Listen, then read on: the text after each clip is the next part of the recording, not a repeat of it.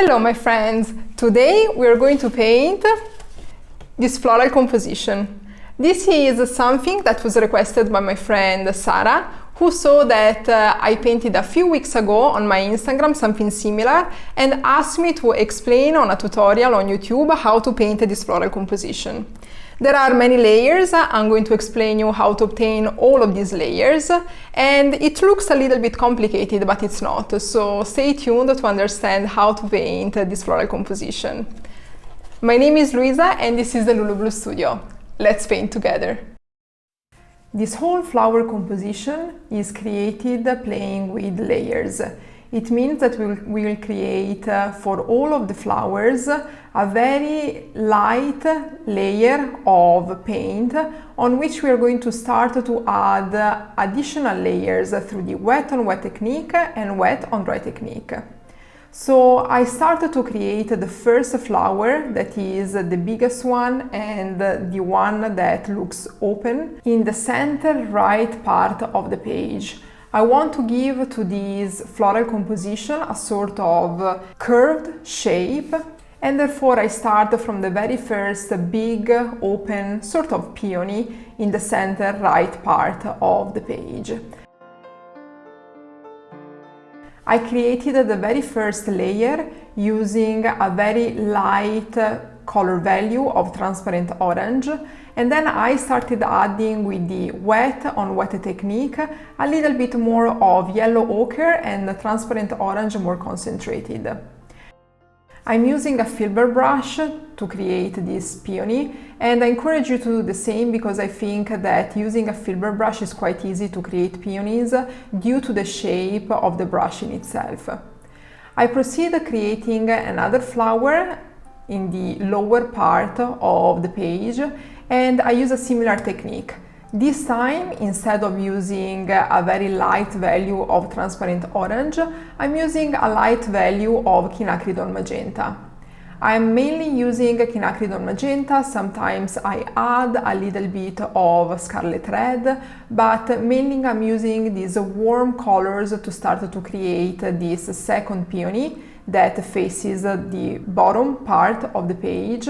And I add through the wet on wet technique additional color mainly on the biggest petals that frame this peony. So we are giving shape to this flower bouquet, already adding layers through the wet on wet technique.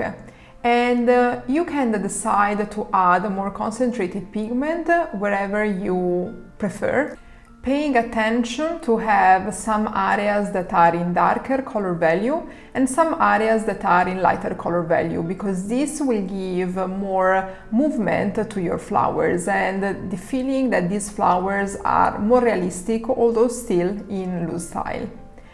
I usually also like to add, while these petals are still wet, a little bit of yellow in the center, because the yellow is going to blend into the center part of these flowers, and we are going to add towards the end of this composition a little bit of darker brush strokes with a very fine brush in order to give the impression that in the middle of these flowers there are the stamens. And while I'm changing the brushes to proceed with this composition, I'd like to announce that I have written an 18-page ebook that is available for you to download for free by subscribing to my newsletter, and you can find the download in the link below. The free ebook is all about watercolor flower painting and is especially designed for beginners. The title is The Beginner's Guide to Watercolor Flower Painting, and I explain you how to approach watercolor flower painting, which supplies to seek for if you are starting this journey, and also how to start painting flowers. So if you are interested into loose style flower painting and if you would like to learn something more, click on the link below and download this free guide. So coming back to this floral composition, at this point I have changed the brush. I'm using a round brush in size 12 and I'm creating a rose. The way I am creating this rose is starting from the center and always using a very light value, in this case a mixture of Scarlet Red and Quinacridone Magenta. I created sort of C shapes of this rose. In the first moment in the center, just using the tip of the brush and then creating bigger and larger strokes by using the belly of this brush.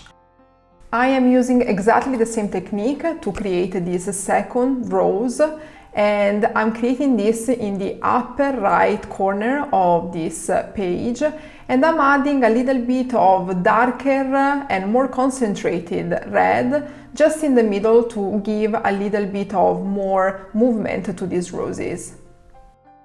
I love using round brushes to create roses, and this is the technique that I've used in this flower composition. So back using the filbert brush, I started to create a third peony in this flower composition, and since I wanted to give a sort of C shape to this whole bouquet, I created this peony in the center right part of the page. I am using mainly the belly and the side of this filbert brush, and for this peony I'm mixing a little bit of transparent orange with a little bit of Quinacridone Magenta, because I wanted to create a sort of connection between all of the flowers, and therefore, since in the center we have a orange peony and the other flowers are mainly towards the Scarlet Red and Quinacridone Magenta color, I want this third peony to be a mixture of these two colors. As for all of the flowers so far, we are just creating the very first layer using very light values of these colors. I'm using a little bit of lemon yellow to create a yellow center, a very faded center, that we are going to give more details towards the end of this composition. And at this point, I'm just adding a very small flower in the upper part of this page, and this flower is much smaller because I don't want in my flower compositions to have all of the flowers in the same size. Remember, both for flowers and for leaves, to change both the size, the shapes, and a little bit the orientation of your flowers. At this point, let's say that the main shapes are created for all of these flowers, and therefore I take my round brush to start to create a little bit of stems and leaves. This is a new brush that I just bought and I am still practicing using. This is a round brush from Silver Black Velvet in size 6, and I have to say that so far I really like it because it's a sort of brush, very soft, and it holds a lot of water, so I find it really nice when I start to create layers, especially on petals but also on leaves. So more on this with the layering technique in this tutorial, because I will show you how I exactly use this brush to create the layering effect. At this point I just created a few stems, and then I take the round brush in size 12 to keep using a mixture of different greens on my color palette to start creating a very first layer for the leaves too.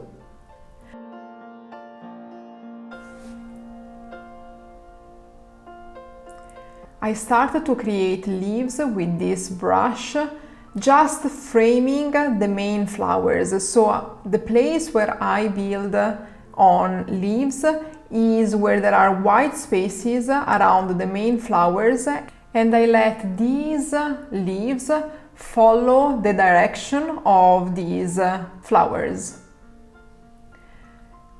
The green I'm using is mainly a mixture of green earth and cobalt green dark, and I'm adding a little bit of Quinacridone Purple or Quinacridone Magenta or a touch of Scarlet Red into this green to mute a little bit this green in order to have a green that is not too bright.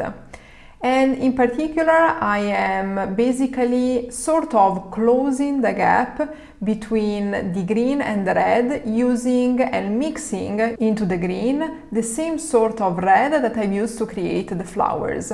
So for example, you can use the same sort of red, or even, for example, mixing a little bit of orange into your green to mute a little bit your green. This is up to you, and I encourage you to have fun and discover which types of green you can obtain mixing your basic green that you have in your color palette with other colors that you usually use to create petals.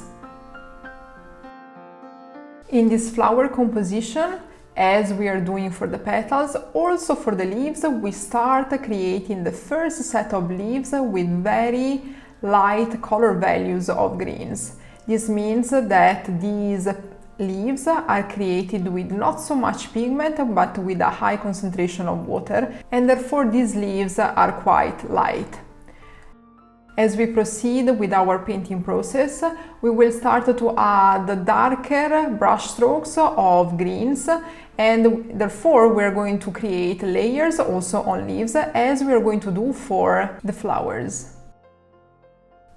What I like about watercolor painting is exactly this process of being able to create as many layers of paint as you'd like. You can have some areas with many layers and creating parts of the painting that are very intense, while having on the same painting other areas that are not as defined and that maybe highlight some flowers or other part of the composition that are more in the background. So you can play with different techniques and with different layering effects to obtain very different paintings, even using the very same subject. Before proceeding with the layering technique, mainly on the petals, I added the center of the first flower I created, and therefore I allowed the whole first flower, the orange one, to be completely dry before I started to create these layers. To create the layers, I'm using similar colors as my base of the flower, so some orange and red colors mixed with some yellow ochre. And I'm using this round brush in size 6. This is a silver black velvet brush that I find very nice for this technique because it is very soft and also it holds a lot of water. And I like this because when I start to build layers, I want to create them gradually. Therefore, I use a little bit more pigment than usual with a lot of water, and I can always stretch the amount of pigment I'm using with this brush because the amount of water helps me to not have so many patches onto the paper. I hope it makes sense what I'm trying to explain. Basically, that I love to create layers with a brush that holds quite a lot of water because I am more flexible in creating layers that are not too dark compared to the layer underneath, and therefore having a lot of water I can stretch the amount of pigment all over all the petals. I created layers in the past also using other brushes, for example a round brush from Princeton, and the process was quite similar, but I have to say that since I started using this silver black velvet brush, the process has become more enjoyable, also because the tip of this brush is much more pointy, and therefore I'm able to create, even with a round brush in size 6, very fine details just with the tip of this brush. At this point I'm creating layers just using a little concentration of pigment and a quite high concentration of water, and using mainly the tip of the brush in first place and then the belly of this brush to create layers on these petals. I like then usually to go back with a more concentrated amount of pigment where the water is still laying onto the paper, and I like to add some more concentrated amount of pigment, like in this case orange and red, onto areas that are still wet. So through the wet on wet technique, I'm going to have beautiful blends effect. I started to build layers now on the peony that is facing the bottom part of the page, and here I mix a little bit of Quinacridone Magenta with a little bit of Scarlet Red.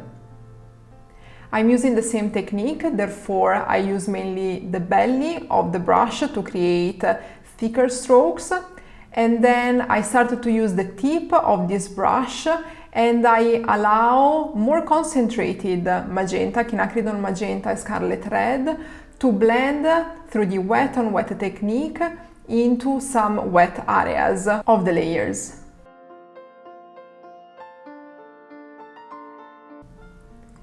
It takes time to learn how to create layers, and I have to say I am also still learning, and it's always a technique that evolves, and I encourage you to try and not be afraid to add, for example, too many layers or retain yourself to create too many in order not to make any mistake. It's just by practicing that we can improve our technique and we can also find our style.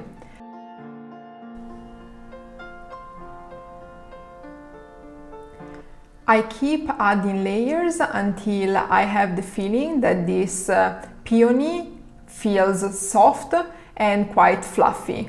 And I don't have to create only one layer, for example, on top of the first one. I don't have to have rules on how to create layers, in the sense that I can create as many layers as I prefer until I create the shape and the type of flowers that I have in mind. Using the same brush, I started to create layers in the main and biggest rose that I've created on top of the orange peony. So I like usually to create my roses with a darker center, so that's the area where I use the highest concentration of pigment, and then mainly using the belly of this brush, I stretch the amount of pigment and I create additional layers onto the outer petals of this rose. As you can see, I also go back to the center part of the rose to create additional layers and add more concentrated pigment until I'm satisfied with the result I have. I encourage you to practice and to enjoy this process of adding layers without thinking too much. I use the same approach to create layers on the second rose, and I use, as I said, mainly the belly of the brush to create these wide, fluffy layers in the outer petals of this rose. I use then the tip of the brush to create a more concentrated and darker center of the rose by allowing some darker red and Quinacridone Magenta to blend into the wet areas of the layers I'm creating. When you create flower bouquets like this one, I wanted to highlight again the idea that not all the flowers need to have all of the layers. Some flowers can be more highlighted through the layering technique. This means that some flowers might have more layers than others, and in this way you lead the eyes of the observer to look at your composition starting from the more detailed flowers, the ones that have more layers, and then understanding that the flowers with less layers are maybe framing this whole composition. And this is what I'm going to try to achieve in this composition. I want the observer to look at this floral composition and be attracted by this orange flower in the center. Therefore, this is going to be the flower that I'm going to work the most on layering effects. And then I'm going to have quite a lot of layers on the two roses on top of this orange flower and quite a lot of layers on the peony that is facing the bottom of the page, but then I don't want too many layers on the peony on the center left part of the page and on the upper peony. Therefore, these two flowers will not have as many layers. These are going to be sort of framing flowers that are highlighting the more detailed flowers in the right part of the page. And so I proceed creating more layers on the orange flower because this is my hero flower. It is the one with a different color compared to all of the others.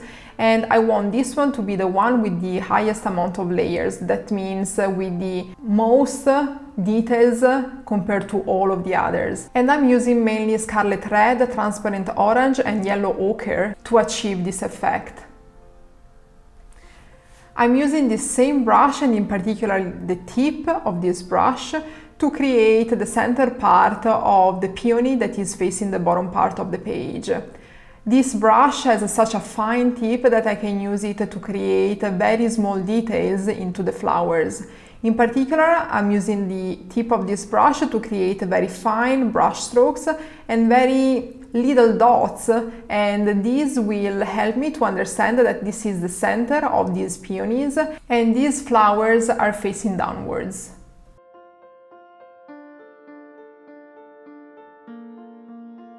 I like to use the same brush to build layers on leaves and stems too.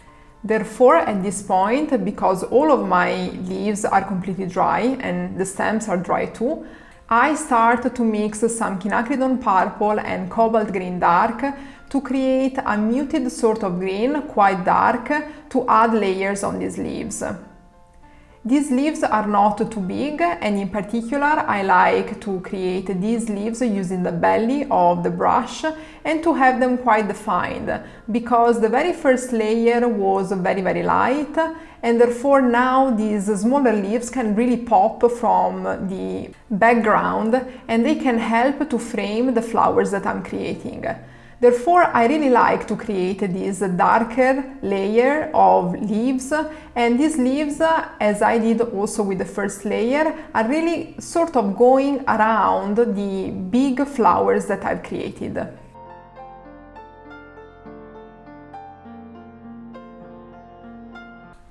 Remember, you can remove part of the pigment in the cup of water to use the same type of color, but just a lighter value, to keep creating leaves in a much lighter values that still help to frame these flowers, but help to understand that some leaves are really in the background. And so with the same technique, I also create some more layers in the center part of these roses. And as I said in the beginning, I don't want these roses to be really the center of the attention of this flower composition, because I want the orange flower to be. Therefore, I stop at this point to create layers on these two roses. I add a few layers on the peony underneath the orange flower, and I just add a few brush strokes because I wanted to highlight these petals a little bit more.